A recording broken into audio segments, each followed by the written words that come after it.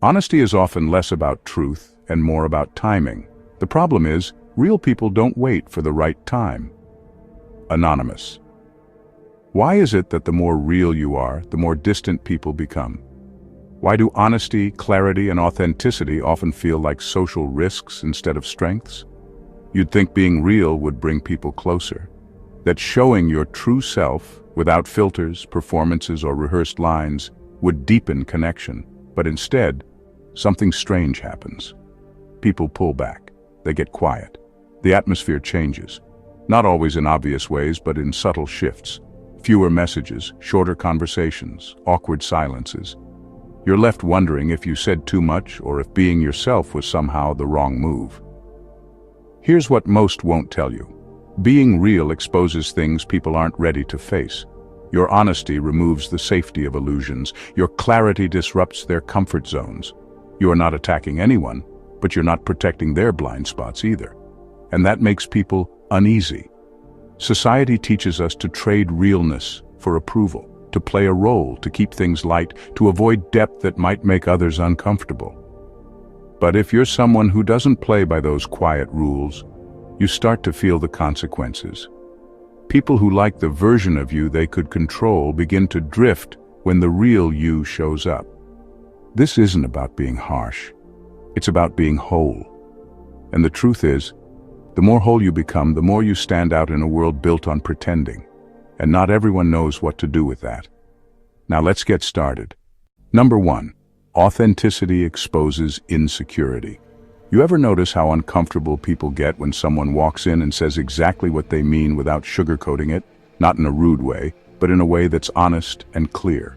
No filters, no trying to impress, just raw truth. It's rare. And when it happens, the room gets quiet. Not because people are listening, but because deep down they're squirming. See, when you show up as your full, unfiltered self, you hold up a mirror without even trying. You reflect back everything they've been trying to hide. Their insecurities, their doubts, their carefully managed image. And they don't like what they see. Not because you did anything wrong, but because you unintentionally expose how much they've been pretending. Take, for example, someone who's unapologetically confident in their body. Maybe they wear what they like, speak with ease, move like they belong. That kind of realness unsettles people who secretly hate how they look or feel awkward in their own skin. They might call that person too much or say they're full of themselves. But what they're really saying is, I don't know how to be that free and it bothers me. This happens everywhere, at work, in friend groups, even in families. The person who's not afraid to speak the truth becomes the problem. The one who actually says, I'm not okay, or I don't agree, or that doesn't sit right with me, suddenly becomes the outsider. Why? Because everyone else has learned to keep things surface level to avoid rocking the boat, and your authenticity does the exact opposite. What most people don't realize is that the anger, shade, or coldness they throw at someone who's being real has nothing to do with that person. It has everything to do with the way that realness triggers something inside of them. It challenges the version of themselves they've been trying to sell to the world. And deep down, they know it's not the full picture. So when you're authentic, expect discomfort, expect pushback, but don't take it personal. It's not really about you. You're just the one brave enough to stop pretending. And that kind of courage, it makes people question everything they've built around their insecurities. That's why it feels like hate. But it's actually fear, wearing a louder mask. Number 2. Brutal honesty feels like attack, even when it isn't. Let's be real. Most people say they want honesty, but what they really mean is, tell me the truth as long as it doesn't make me uncomfortable. The moment your honesty steps outside that invisible line of comfort, people take it as a personal attack. Even if you're calm, even if your intention is good, even if you're just saying what no one else is willing to. You could say something as simple as, I don't think this idea is going to work, or that behavior isn't okay with me. And suddenly you're labeled as negative, difficult, or harsh. Not because you yelled, not because you disrespected anyone, but because you didn't lie. Brutal honesty cuts through the performance that most people rely on to feel accepted.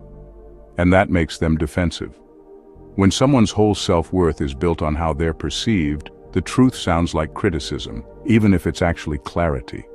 They don't hear your words, they feel the sting of their ego reacting. For example, imagine a friend keeps making the same poor choices in relationships and keeps asking for your advice. The moment you say, "You're not unlucky," you're choosing people who reflect how little you value yourself. The air goes cold. They asked for your opinion, you gave it. But what they really wanted was reassurance, not reflection. This is why being real often makes you the bad guy. You're not trying to tear anyone down. You're just not pretending. And in a world that thrives on polite lies and half-truths, that can be seen as threatening. Most people would rather be comforted by a lie than shaken by the truth. So when you speak from a place of honesty, even love, people don't know how to receive it. They translate it as judgment, even when it's just observation. They think you're trying to make them feel small, when in reality, you're giving them a chance to grow. And that's the real issue. Growth hurts. Growth requires facing things most people are running from. So when you give someone honesty instead of validation, don't be surprised when they pull away. It's not your tone, it's not your delivery. It's the simple fact that truth without sugar feels like betrayal to someone who's addicted to sweet lies. Number 3, you remove the illusion of harmony. Most people are not chasing real peace. They are chasing the appearance of peace. The smile that hides tension, the polite silence that avoids conflict, the fake laughter that fills in awkward pauses. In most social settings, especially in groups, there is an unspoken agreement. Don't say anything that makes things uncomfortable. Keep it light, keep it smooth. Play your role. Now enter someone who is unapologetically real. Someone who notices when something feels off and actually says it out loud. Someone who doesn't laugh just to blend in. Someone who calls out passive-aggressive behavior, not with drama, but with directness. That person ruins the script. Suddenly, the illusion of harmony starts cracking. This is why people who are real often get labeled as too intense or always making things a big deal. It is not because they are rude or dramatic. It is because they refuse to pretend everything is fine when it is clearly not. And most people would rather hold a fake smile for hours than have a 5-minute honest conversation. Imagine you're in a group of friends, and someone constantly makes little jabs at another person. Everyone notices it, everyone feels the tension, but nobody says anything. Then you speak up and say, "Hey, why do you keep doing that?" The room goes silent, eyes shift. Now you're the problem, even though you just named what everyone else was too afraid to touch. Realness brings invisible tension to the surface. It forces people to confront the discomfort they've been sweeping under the rug. And for many, that feels dangerous, because if one thing gets exposed, what else might come up? What other truths have been sitting quietly in the corner, waiting to be seen? This is why some people will avoid or push away the person who brings realness into the space. It is not personal, it is survival. They're not ready to deal with the chaos that honesty can create before things get better. Because yes, truth can bring healing, but first it shakes the ground. And not everyone wants their ground shaken. So when you remove the illusion of harmony, expect resistance. But also know this: the people who are truly ready to grow will silently thank you. Because deep down they were suffocating in the performance too. Number 4, you refuse the unspoken transaction. Most people would never admit it, but a lot of relationships are built on silent deals. These unspoken transactions go something like this. I'll make you feel important if you make me feel accepted. I'll agree with you, even when I don't, as long as you make me feel liked. I'll stroke your ego if you stroke mine. No one says it out loud, it just becomes the rhythm. And the moment you stop playing along, everything gets awkward. Being real means you step out of that quiet, emotional contract. You stop giving compliments you don't mean. You stop pretending to be impressed just to make someone feel secure. You stop offering agreement when your gut says otherwise. And when you do that, people feel like you've broken a deal they never actually told you existed. Imagine this. Your friend tells a story they've told 5 times before, clearly fishing for praise. Everyone in the group laughs again, gives the same reactions, but this time you just listen. You smile politely, but you don't perform. Instantly, the vibe changes. Not because you did anything wrong, but because you didn't feed the cycle. You didn't play your part in the mutual flattery exchange. That silence? It's loud. People rarely seek truth in relationships. They seek comfort. They want someone who will reflect back what they already believe about themselves. When you stop giving them that emotional mirror, they feel cheated. You didn't insult them. You didn't reject them. But you didn't pay into their emotional currency either. And that, in their mind, is betrayal. This is where realness becomes lonely. Because choosing truth means walking away from that quiet codependency most people rely on. It means your relationships may get smaller, but they get cleaner.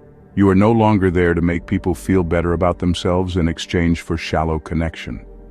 You are there to be honest, present, and real, and that can be hard to find.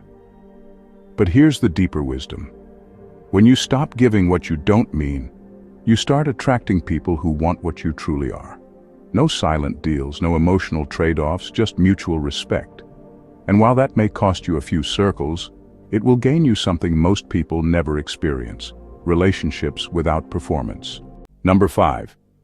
People think you're arrogant for not playing the game. Here's the strange part about being authentic. The moment you stop performing for approval, people start assuming you think you're better than them. You could be the most grounded, kind, self-aware person in the room.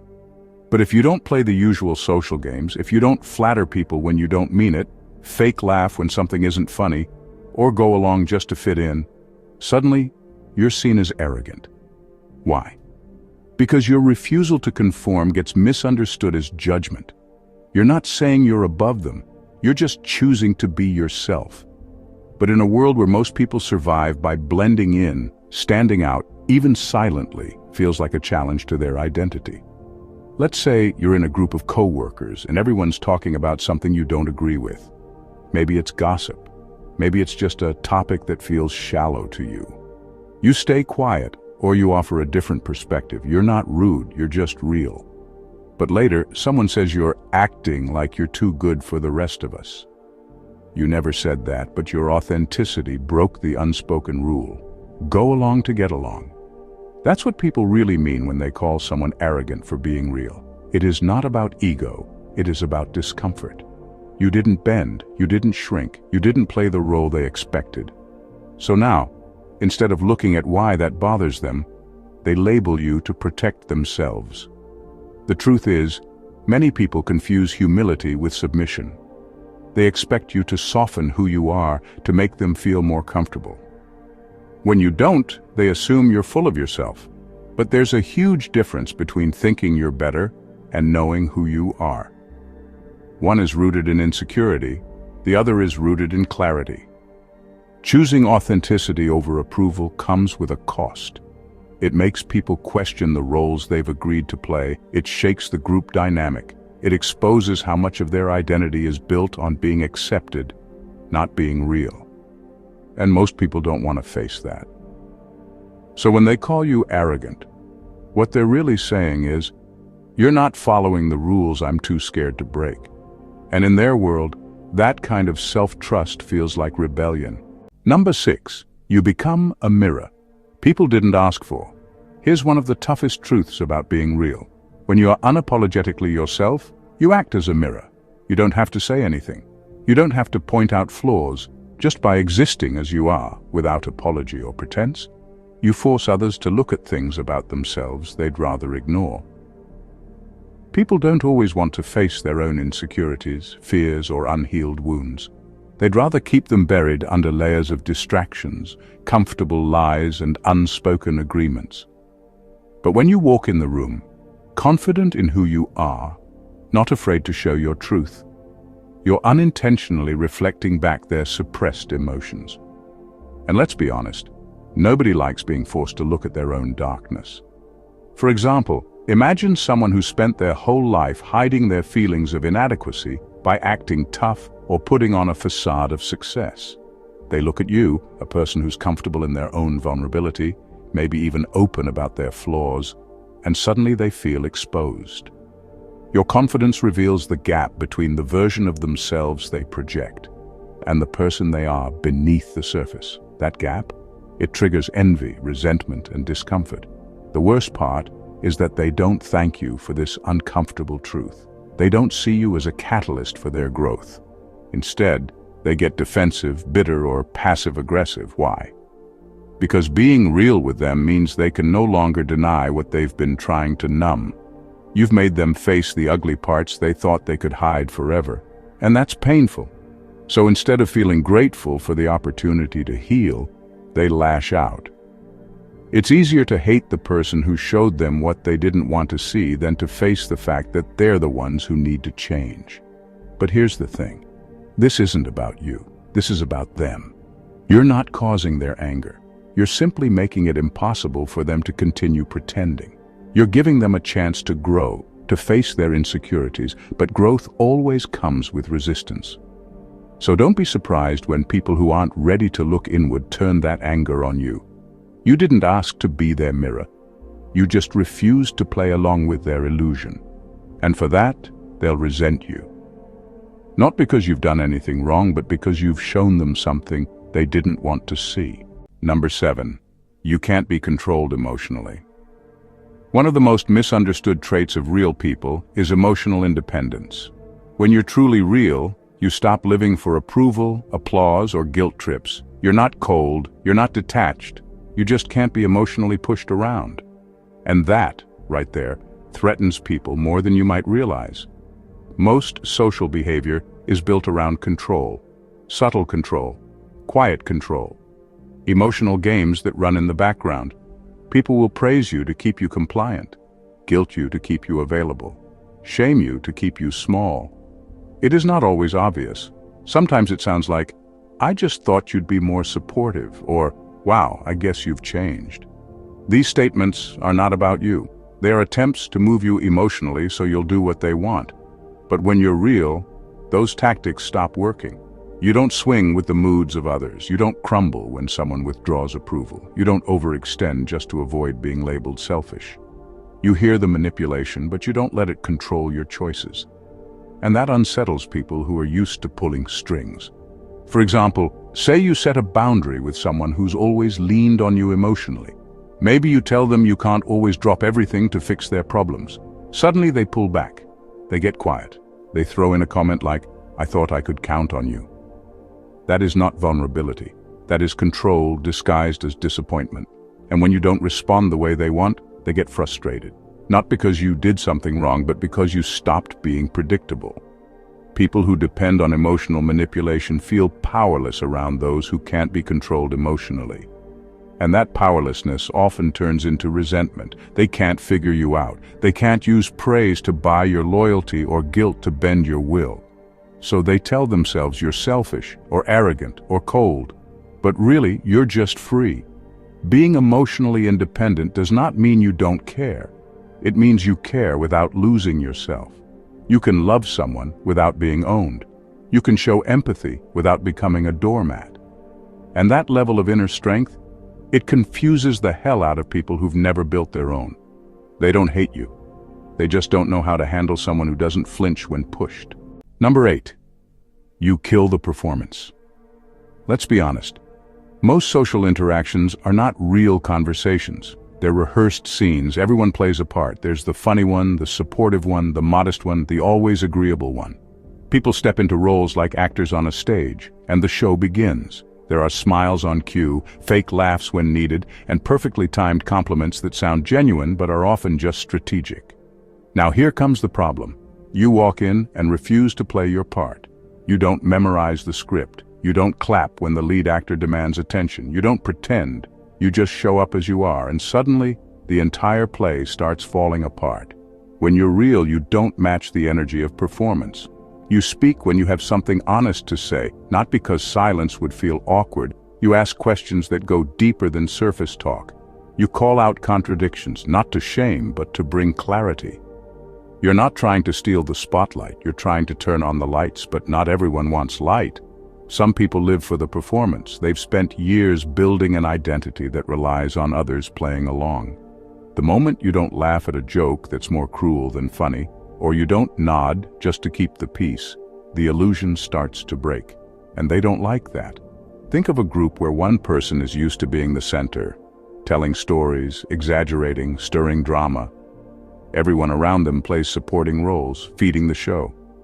Then someone real comes in, listens quietly, and finally says, "Why does this always seem like it's about you?" The whole room shifts. Not because you were rude, but because you broke the scene. You didn't just ruin the moment.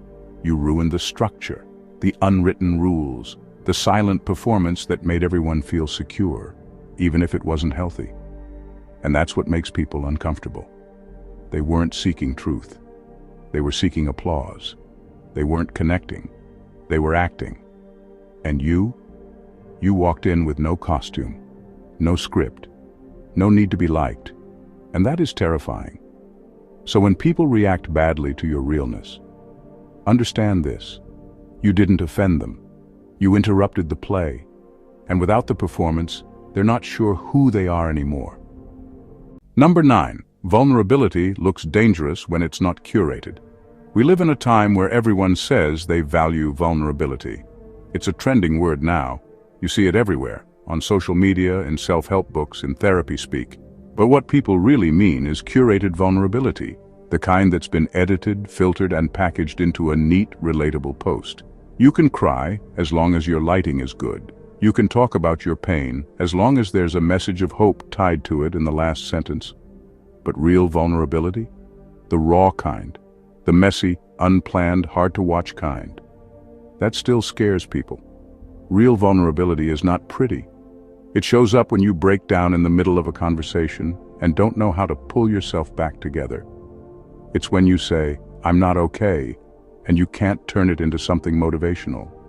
It's when you admit out loud that you feel lost, bitter, angry, jealous, or ashamed, without dressing it up as a lesson.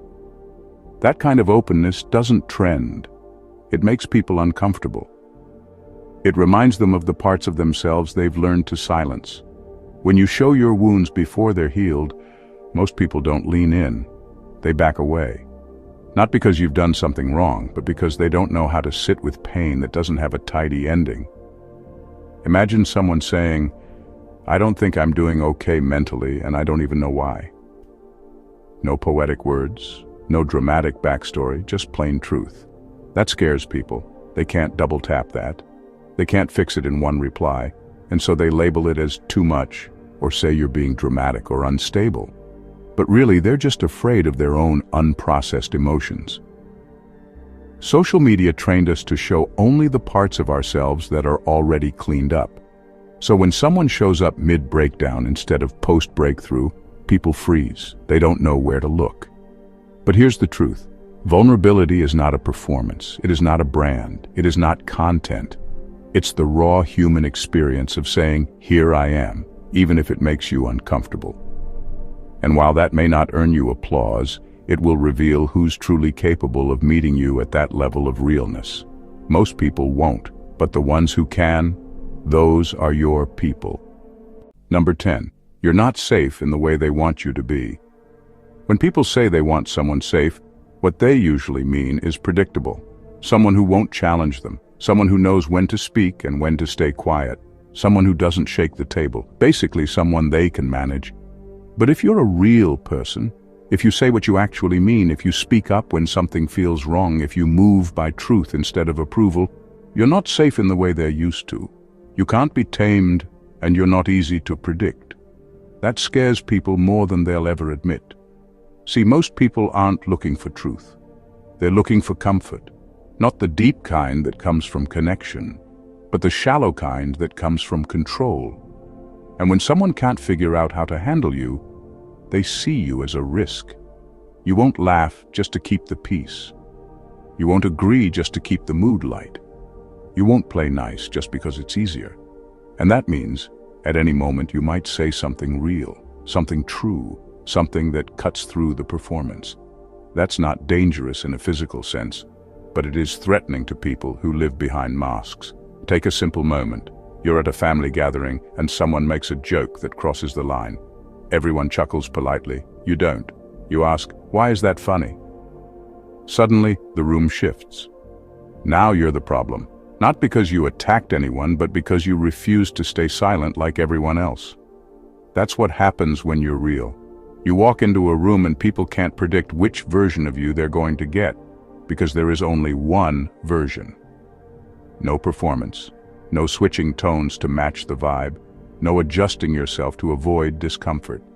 And that unpredictability makes people nervous.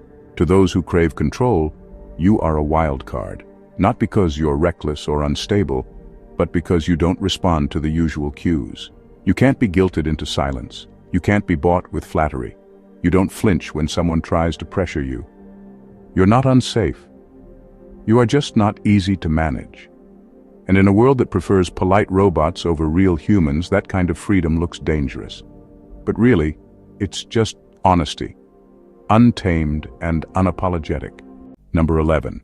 People mistake intensity for aggression. People mistake intensity for aggression.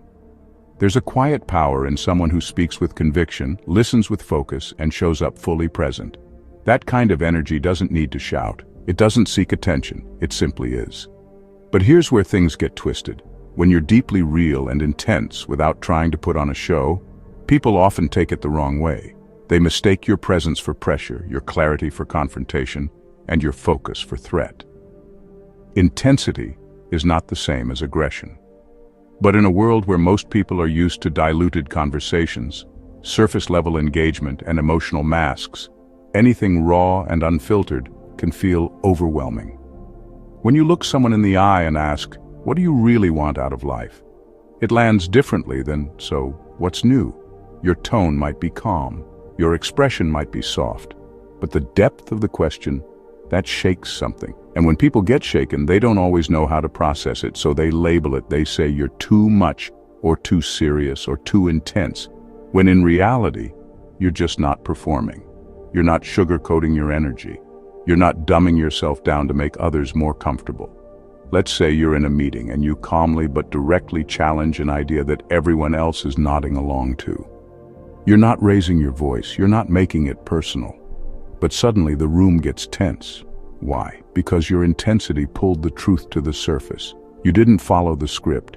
You didn't offer your opinion with a nervous laugh or an apologetic tone. That unsettles people. Especially those who rely on smooth interactions and passive agreement to feel secure. Intensity reveals gaps in confidence. It exposes who's really grounded and who's just pretending. And that can be intimidating, not because you're threatening them, but because your energy makes them confront parts of themselves they usually get to avoid. Realness has weight. It doesn't beg for attention, but it gets it anyway. And not everyone knows how to carry that. So they'll call it aggression. They'll whisper about you being hard to work with or intimidating, when really, they just weren't ready for truth without decoration. You're not aggressive, you're just not afraid to take up space. And to people who only know how to exist by shrinking, that feels like a threat. Number 12. You're emotionally sovereign in a codependent world. Most people don't enter relationships to share their wholeness.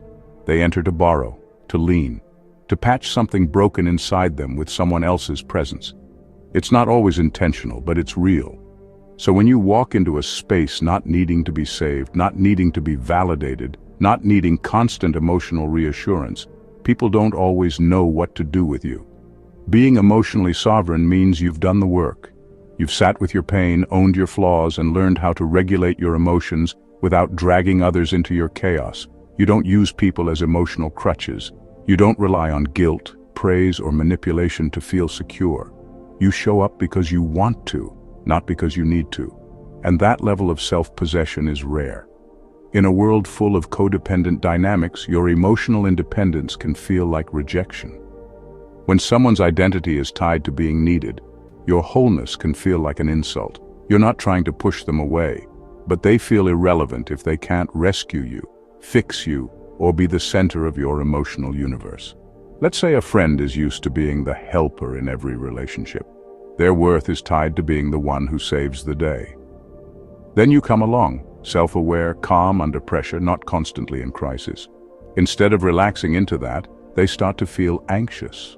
They might even create drama just to feel useful again. Because if you don't need them, how do they know they matter? This is the trap of codependent culture. People think love is about fixing each other. That connection must come from shared wounds, not shared strength. So when you show up as someone who's already full, you break that pattern. You challenge the idea that relationships have to be built on emotional debt.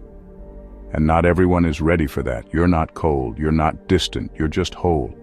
And in a world that teaches people to bond through dysfunction, wholeness can feel like a threat. But don't shrink yourself to make others feel needed. The people meant for you won't feel small in your strength. They'll meet you in it. Emotional sovereignty doesn't mean you don't feel. It means your peace isn't on loan to anyone else. And in a world that thrives on neediness, that kind of stability is revolutionary. In final words, the cost of being yourself is other people's comfort. So here's the question. If being real is so powerful, so freeing, and so honest, then why does it often come with distance, discomfort, and silence from the people around you? The answer is simple, but hard to swallow. Most people don't actually hate you. They hate what your realness represents. You are the disruption, the pause in their routine, the reminder that they've been pretending, avoiding, or compromising who they really are. And instead of confronting that within themselves, they project it onto you. You become the one they side-eye in group settings, the one they describe as too blunt, too serious, or hard to connect with. But what they really mean is, you don't play the game they've all agreed to play. You're not here to fit in, you're here to be real. And realness doesn't bend for applause. You're not perfect, you're not above anyone, but you're not afraid of the things they still run from. Truth, boundaries, silence, vulnerability, discomfort, growth. And that creates distance. Not because you're pushing them away, but because they haven't yet chosen to meet you where you're standing. Being too real might cost you attention. It might cost you temporary belonging. But it will earn you something else entirely. Peace, integrity, a life that doesn't need to be constantly edited to be accepted. And eventually the few who can handle the real will find you. And they won't flinch, they'll exhale. Because when you're real, you don't belong everywhere, but where you do belong, you belong completely.